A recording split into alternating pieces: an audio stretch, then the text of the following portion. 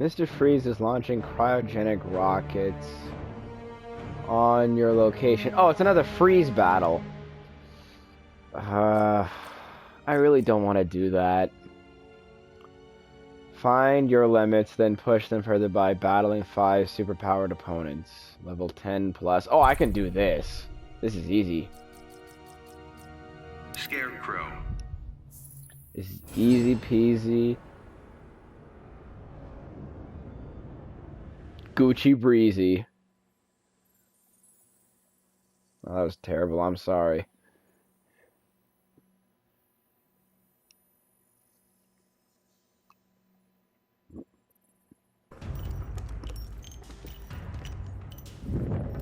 Everyone has a family.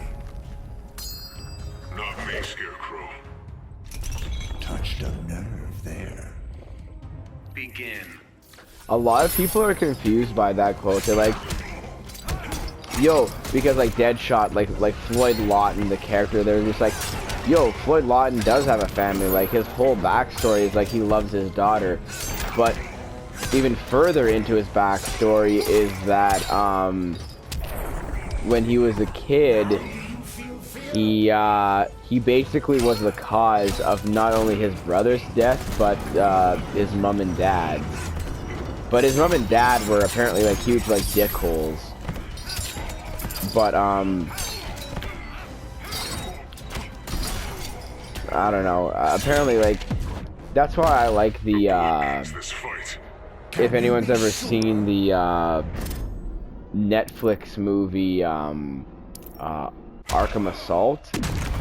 Hey, if you want to see a good Suicide Squad movie, don't watch the live action one. Watch the animated version one. It's way better, and it actually has the Suicide Squad or Task Force X, as it's supposed to be called. I mean, first of all, it's not supposed to be Killer Croc. It's 100% supposed to be King Shark.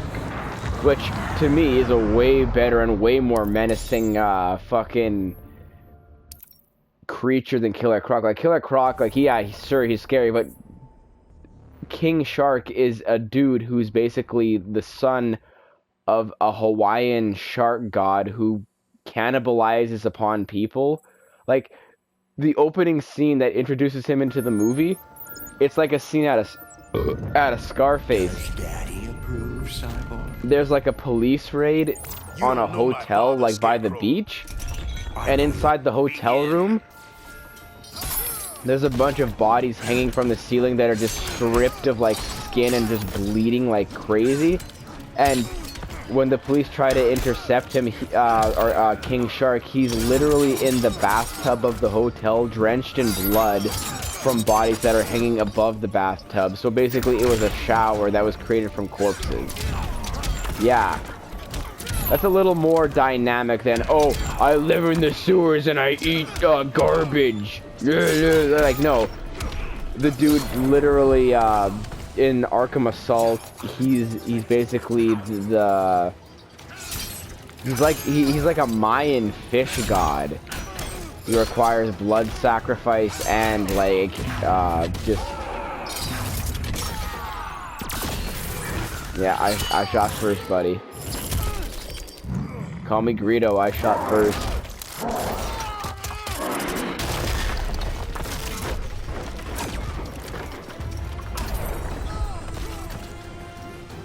Oh wait, no, is it Han shot first? Yeah. Scarecrow wins. Yeah, Han shot first, yeah. Of course he did.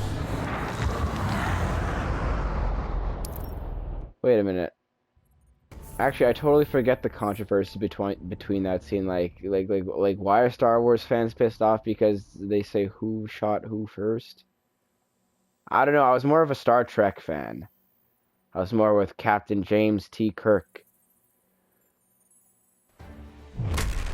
More than with the Star Wars gang. Getting scared yet? Intimidation doesn't work. Also, straight up, I know this is gonna piss off a lot of people, but Star Trek had way hotter chicks. Sorry, Carrie Fisher or whatever your name is, but you are not cuter than Yeoman Rand or Lieutenant Uhura. There is no fucking way. I don't care what you try to argue. Yeoman Rand was one of the sexiest sci-fi women of all time. Period. Same with Lieutenant Uhura, like straight up.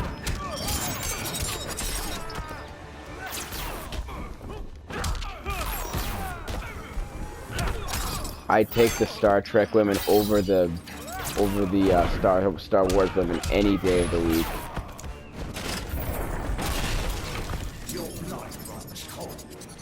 Also, just the Star Trek crew seems like a bunch of people like you'd rather hang out with. Like, yo, I'd like to grab a beer with Bones McCoy and Captain Kirk, and Mr. Sulu. Fuck, I'd totally grab a beer with all of them.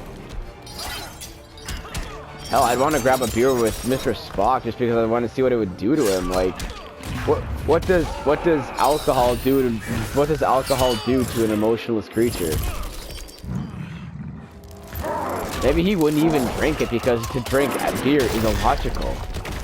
Because it serves no purpose than to get someone drunk, and then probably like a person of Spock's descent would never even touch an alcoholic beverage because all it would do is dull the mind or intelligence, and that's basically what his race survives on, is intelligence and just lack of emotion.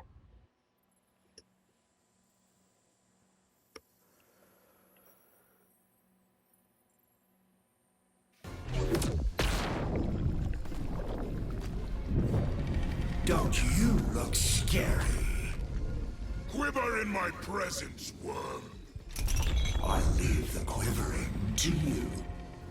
Begin. I don't know if he can even tell if I'm like he can't see.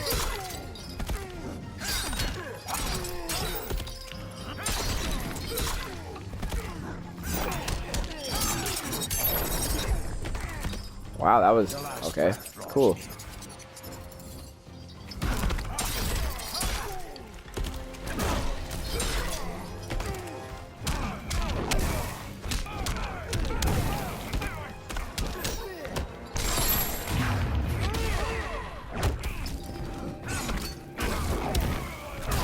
Okay, fine. You know what? I can. You know what? Here, look at this. Look at this. Huh? I can. Damn it! Come on.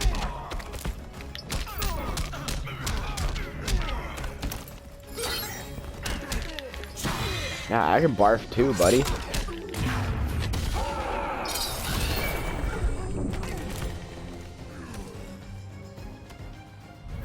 Scarecrow wins.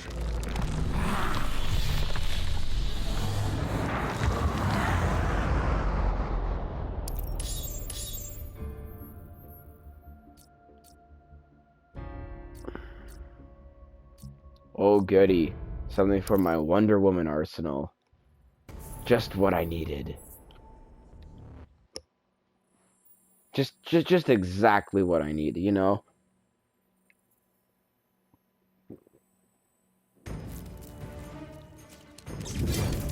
All kings go mad. Not this one. How would you know? Begin.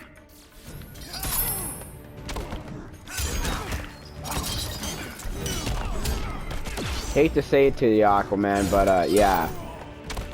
You do go mad. Have you ever watched the Flashpoint movie? Yeah. That world's pretty effed up.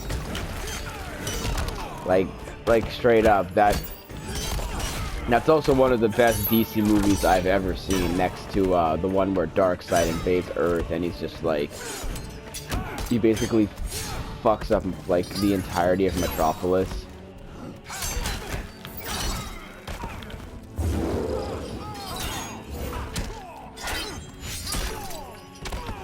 And the animation is really good.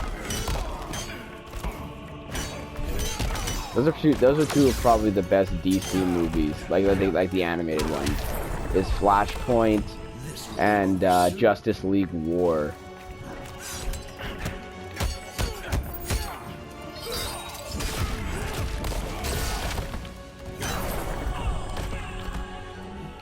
I'll drag you to the depths.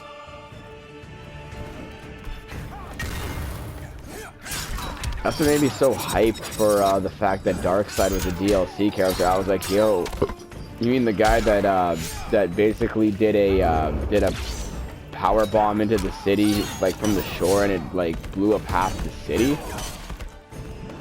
Yeah, I'll pre-order the game for that guy as a character. Hell fucking yeah.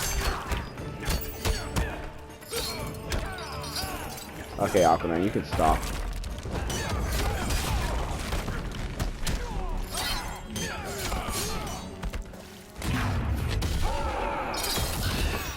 Yep, goodbye.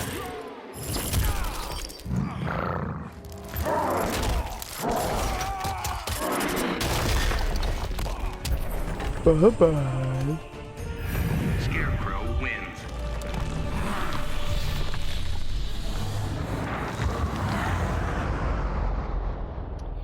You know what I find funny about Scarecrow is that he's kind of the best of both worlds of my two last main characters that I played in Injustice 1, which was Lobo and Solomon Grundy. I mean, Scarecrow has the power aspect and the just the like the girth that Solomon Grundy brought to the table, but he's also got a better version of Lobo's chains. Like come on, he's great, and he's also like my favorite DC character, so like that's just to boot.